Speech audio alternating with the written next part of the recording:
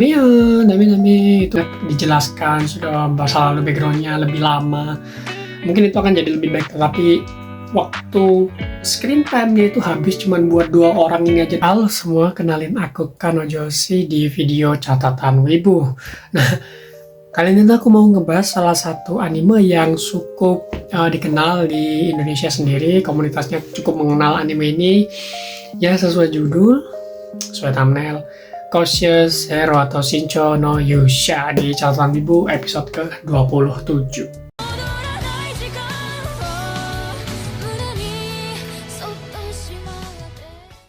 Nah, kita mulai dulu dari gambaran kasar anime nih. Kalian mungkin udah nerka-nerka ya dari judul nih. Judulnya secara detail itu sudah menjabarkan premisnya. Udah ngasih tahu teman-teman semua ceritanya tuh pasti plek mirip dengan apa yang title-nya itu sebutin gitu. Udah nih judul nih, nah itu ceritanya sampai selesai, itu seperti itu. Lalu kenapa tadi aku sempat singgung dari di awal tuh bukan sedikit ya, cukup banyak dikenal oleh komunitas Indonesia karena salah satu memenya yang Dame itu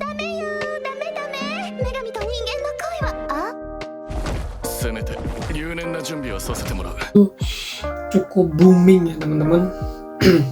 Aku pun nggak ngerti kenapa bagian itu yang booming, tapi bisa kita lihat ya meme format itu terlalu random untuk jadi sebuah meme format, tapi nggak apa-apa, tetap keren kok. Dan kita masuk ke sinopsisnya bercerita tentang seorang pemuda bernama Ryuguin Seiya yang dipanggil ke dunia lain oleh dewi bernama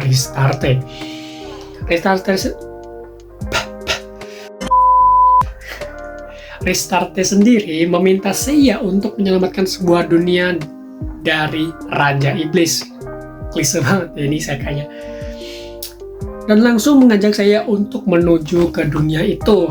Tetapi Seiya langsung menolak karena ia perlu persiapan dan sikap kehati-hatian yang luar biasa dimiliki oleh Seiya. Ya, meski pada kenyataannya sebenarnya saya itu memiliki kekuatan yang cukup luar biasa, karena di awal-awal itu udah dikasih tahu kan dari judul nih, overpowered hero. Ada kata overpowered-nya itu saya kayaknya terlalu klise ya. Tapi kita mulai aja, kita masuk ke autornya. Autornya sendiri itu Tsuchihi Light ya teman-teman. Dia tinggal di IT Jepang dan informasi yang aku dapatkan cuma sebatas itu. Ke Twitter account-nya mungkin aku akan tampilkan di sini, tapi dia ini adalah autor dari novelnya lah ya, original creator namanya. Kita masuk ke about and production. Kono Yusha ga oretsuye kuseni shinchou sugiru, atau bahasa Inggrisnya tuh Cautious Hero. The hero is overpowered but overly cautious.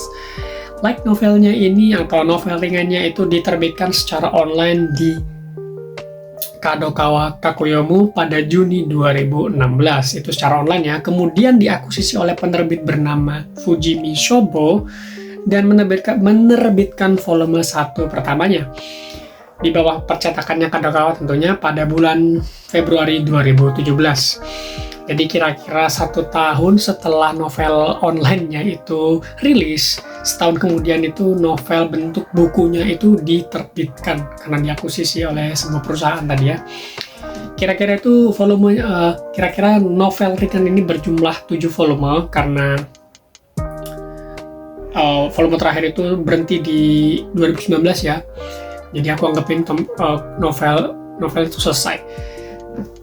Novel volume pertama itu terbit di 10 Februari 2017 dan yang terakhir volume 7 itu di 10 Desember 2019. Untuk manganya atau komiknya itu diadaptasi dari novel ringan tentu aja dan diilustrasikan oleh Koyuki. Diterbitkan dari 9 November 2018 hingga 7 Oktober 2022. Cukup baru ya, tahun lalu akhir tahun 2022 kira-kira Oktober itu kan bulan 10.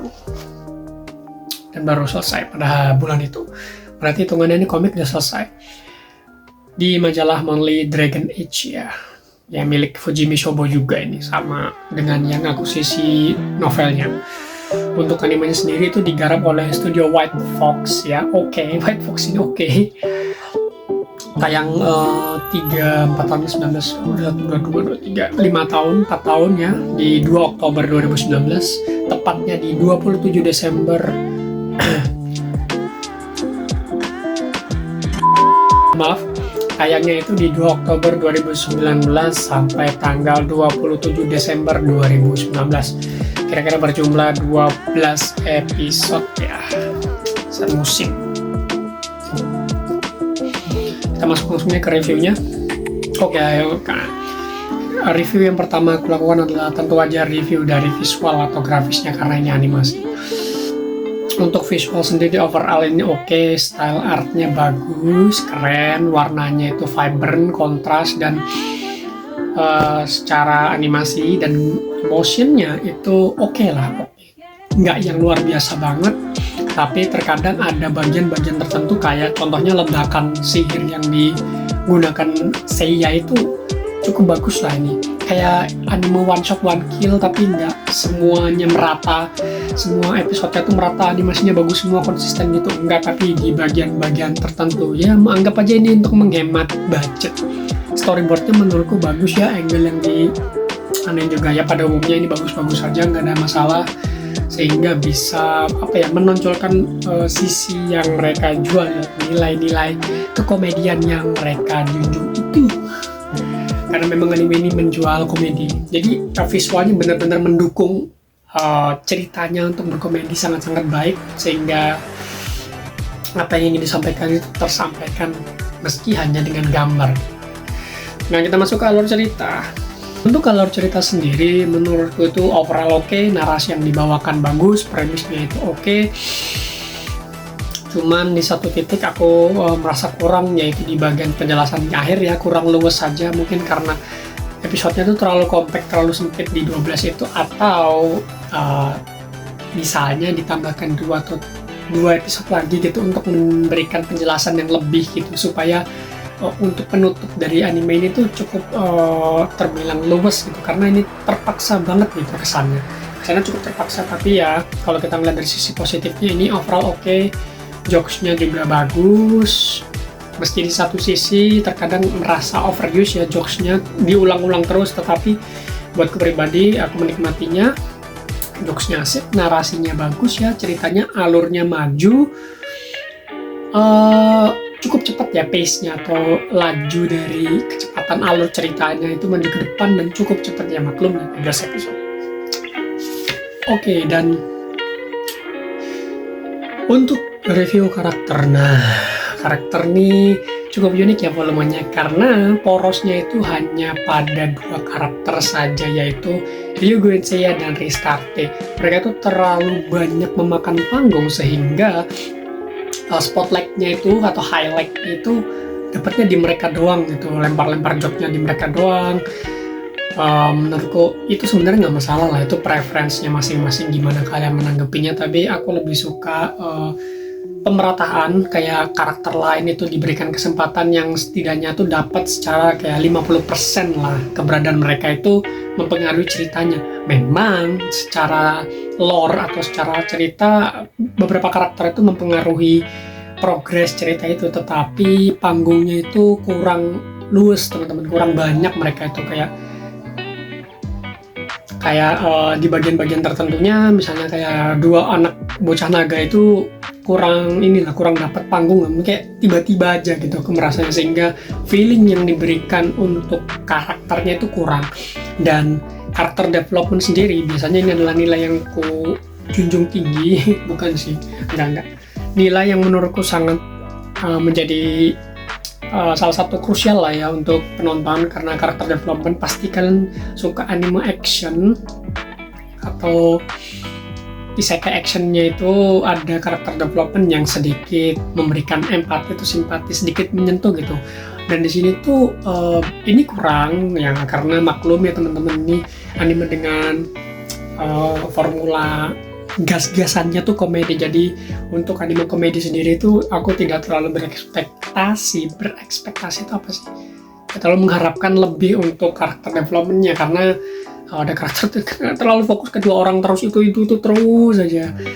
Anda yang lain diberikan panggung yang lebih gitu, atau kayak jam tayang yang lebih banyak, misalnya dijelaskan sudah masa lalu backgroundnya lebih lama, mungkin itu akan jadi lebih baik. Tetapi waktu screen time-nya itu habis cuman buat 2 orang ini aja, dan menurutku 2 orang ini aja menghabiskan cukup banyak screen time yang tidak efektif. Terkadang harusnya mereka lebih dijelaskan secara perlahan kayak masa lalunya apa, tetapi ini kayak nggak ada clue sama sekali, sampai semuanya tuh di dalam satu line, satu garis set gitu, dipotong satu garis set gitu, untuk kayak ini lo penjelasannya langsung kayak terlalu mendadak gitu, menurutku seperti itu. Nah, untuk musiknya, nah ini salah satu bagian yang menurutku menjadi nilai plus dari anime ini. Untuk musik BGM itu keren, sound effect-nya tuh bagus, terutama ketika Ryugu Seiya atau karakter utamanya ini nge-enchant magic atau melafalkan atau melafalkan magic-magicnya dia, itu efek sound effect-nya bagus, lagu battle-nya keren. Isekai-nya Kadokawa ya, di bawah naungan Kadokawa pasti rata-rata musiknya tuh keren-keren. Kayak ini asik lah untuk isekai-nya. Lalu untuk openingnya itu diisi oleh Mid and Roy, tentunya anaknya Kadokawa, Isekai Kadokawa. Itu judulnya Tit for Tat. Untuk endingnya itu ada Be Perfect Please dari Riko Azu. Nah, kita masuk ke kesimpulan.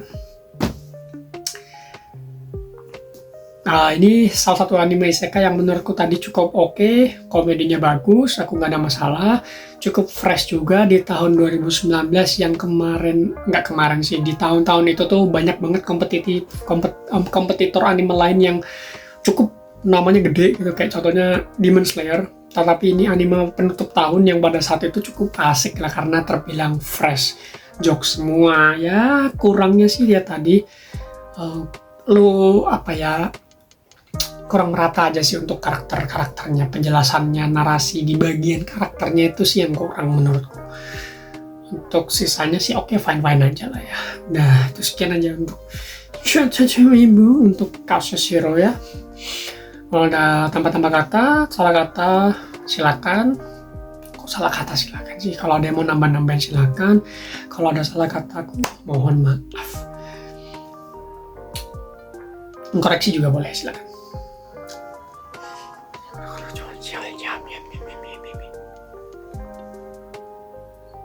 Mata panda sekali ya.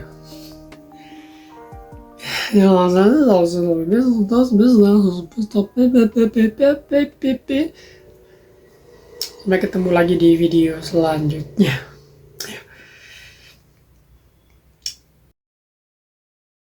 Apa ya? Ini animenya tuh asik gitu. Kalian nggak akan terasa karena fokusnya tuh teralihkan sama komedinya itu. Tetapi mungkin buat sebagian orang ini mereka menggunakan komedi yang berulang-ulang, terlalu overuse atau terlalu keseringan lah menggunakan jokes. Ya mungkin aku pribadi sih lebih kurang pada narasi background karakter aja sih. Ini kalau mereka mungkin lebih luas lagi gitu bisa jadi ya, ini ngeluh aja maksudnya.